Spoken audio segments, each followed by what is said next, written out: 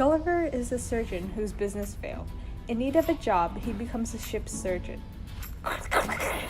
There's a storm. Gulliver wakes up and finds himself tied up and surrounded by tiny people. He's treated well-ish and is fed, but the Emperor uses Gulliver to his advantage, especially regarding conflict with their enemy, Blefuscu.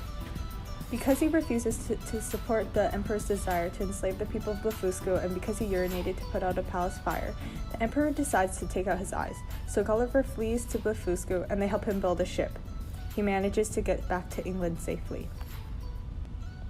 2 months later, he goes on another trip, and of course he manages to find himself on another strange island. He's captured by a field worker, who gives Gulliver to his farmer master.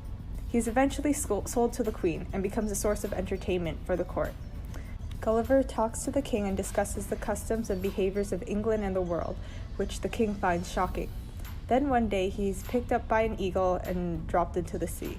A ship spots Gulliver and he returns to England. Gulliver decides to go on another trip, but pirates attack his ship and they put Gulliver on a tiny boat and they ditch him. Again, he finds himself on an island, but guess what? This time, it's a flying island. The people of Laputa are very preoccupied and have very strange values. They value math and music so much that they don't care about anything else. The people below them are starving. They also need to be whacked with a special stick so they can stay focused. He finally leaves, and on his way back home, he passes by Japan and meets the Japanese emperor. His wife was kind of sick of his travels, but Gulliver was like, I need to travel. So he goes again to the sea, and the pirates take over his ship and dump him on a strange island.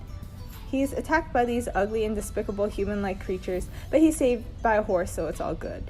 He learns the language of these horses and talks to them. He realizes that he's basically like a Yahoo, one of those like despicable human-like creatures, and he finds all humans disgusting. He travels home to his family, who thinks he's been dead for 4 years, but instead of being happy to see them, he's disgusted with all humans and refuses to be around humans for a long time. And he buys 2 horses and talks to them instead. The end.